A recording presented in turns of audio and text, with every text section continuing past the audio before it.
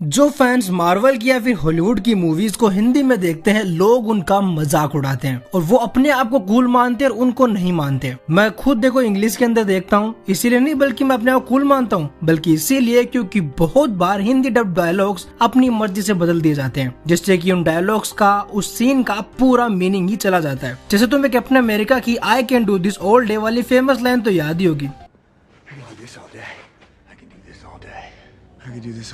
सुनकर ही गूज़बम्स आ जाता है ना। लेकिन उसकी फर्स्ट मूवी में पता है हिंदी डब में क्या बोला गया था? और मार खाएगा, मुझे बहुत सहन शक्ति है। शुक्र करो इसको आगे जाकर इम्प्रूव किया गया। मुझ में काफी सहन शक्ति है से लेकर ये तो अभी शुरुआत है। लड़ाई तो अब शुरू हुई है। अभी तो शुरुआत है। हाँ जानता हूँ। ये थोड़ा ठीक लगता है कंपैरिजन वाइज, बट अगर स्टिल वो I can do this all day कर रखते तो ज्यादा सेंस बनाता और थोड़ा ज्यादा मजा आता। मे भी तुम ये कहो कि यार 2012 की डबिंग है इसीलिए डायनेस ऐसी है, लेकिन अगर तुम एवेंजर्स एंड गेम भी अगर देखोगे तो उसमें हॉकाई जब पहली बार टाइम ट्रेवल करने वाला होता है तब इंग्लिश वर्जन में रोडी काफी अच्छा पॉइंट रखता है। Time doesn't work that way.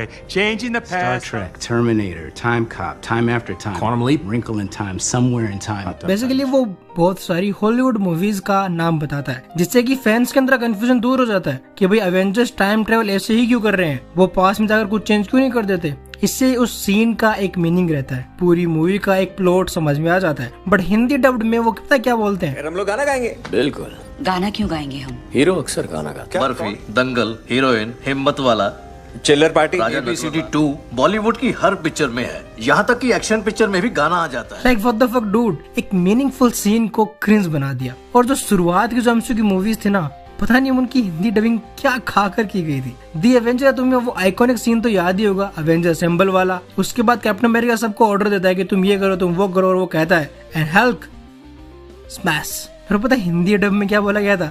और हल्क फोड़ देना। आई नो कि स्मैश का यही हिंदी डब होगा, इससे अलग तुम क्या ही कर लोगे। उससे पता है क्या हो जाता है, उससे जो हल्क का जो खुद का केस फ्रेज है कॉमिक बुक के अंदर स्मैश स्मैश करता है, वो रेफरेंस चला जाता है। तो कभी कभार ये होता है कि अगर आप वर्ड्स को चेंज ना करो और जो जैसा इंग्लिश में है अगर वैसा रखो तो चीजें थोड़ी इंटरेस्टिंग हो जाती है। अब देखो यही नहीं है, एवेंजर्स एंड गेम का सबसे इम्पोर्टेंट मोमेंट जिसका wait fans Age of Ultron से कर रहे थे, कैप्टन अमेरिका के मुंह से वो दो शब्द सुनने के लिए सबके कान तरस गए थे। एंड फाइनली जब कैप्टन अमेरिका ने बोला अवेंजर्स असेंबल, तब वो मोमेंट देखने लायक था।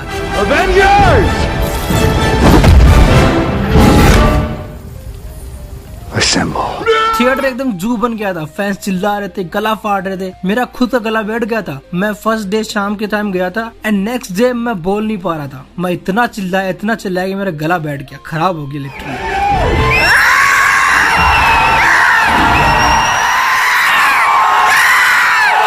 पर इस सीन को हिंदी डब में खराब कर दिया। पता है हिंदी डब में क्या बोला गया था?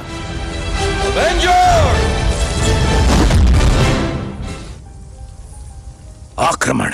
लाइक ऑब्सेशन क्या है जो तुम्हारा ट्रांसलेशन के थ्रू एवेंजर्स असेंबल को असेंबल रखने थे, फिर एवेंजर्स को ही चेंज कर देते। अगर तुम्हें फुल्ली हिंदी चाहिए तो एवेंजर्स क्यों रखा, उसको भी कुछ ऐसे बदला लेने वाले बोल देते। तो जब तुम्हें पता है कि एवेंजर्स ही है तो असेंबल भी रख देते ना। वो एक आइकॉनिक मोमेंट था यार, तुमने हिंदी डब में बिल्कुल रुइन कर दिया। चलो कुछ चीजें हजम हो जाती है, जैसे कि इन्फिनिटी स्टोन को अनंत मणि बोलना थोड़ा बैड लगता है लिटरली। इंग्लिश में इन्फिनिटी स्टोन और हिंदी में अनंत मणि, लाइक अनंत मणि। ये गूगल करने के अलावा कि इन्फिनिटी स्टोन को अनंत मणि क्यों कहते हैं, तो वो ये है, बड़ा बैड लगता है इसलिए हिंदी वाला। या फिर जो वोंडा की एक्सेंट थी वो हरियाणवी थी, या जो फल्टोन के अंदर, वो इसीलिए क्योंकि उसकी इंग्लिश के अंदर सुकोवियन एक्सेंट थी। तो वो डिफरेंशिएट करने के लिए और आगे आने वाली मूवीज के अंदर वोंडा की एक्सेंट क्यों चेंज हुई। वोंडा विजन के अंदर डायलॉग भी है कि तुम्हारे एक्सेंट को क्या हुआ। What happened to your accent? What happened to yours? तो उससे ना वो डिफरेंशिएट समझ में आता है कि हाँ यार पहले हरियाणवी थी फिर हिंदी हो गई। कोई गुड वे नहीं था बट स्टिल वो समझ में आता है। और देखो ऐसा नहीं है कि हिंदी डबिंग हमेशा डाउनग्रेड होती है।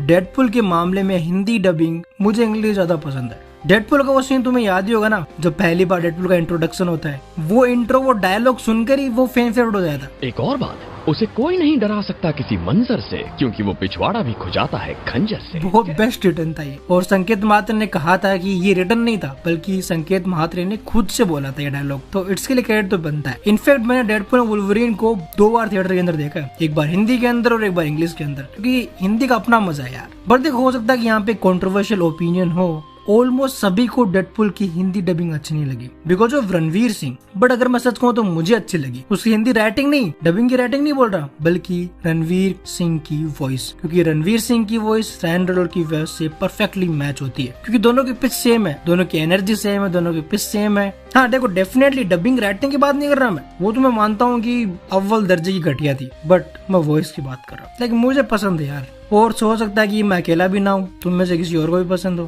तो कमेंट बताओ कि रणवीर सिंह या फिर संकेत महात्रे फॉर डेडपूल। इसके के साथ तुम मूवीज किस में देखते हो, हिंदी डब में या फिर इंग्लिश में, या फिर दोनों? मैं तो कहता हूँ दोनों देखा करो, मजा आएगा। एक बार मजे के लिए, एक बार समझने के लिए। और अगर मेरे से कुछ और भी डायलॉग्स मिस हो गए हिंदी डबिंग वाले जो सीन को बेकार कर देते हैं, वो बता देना। I will see you in the next video.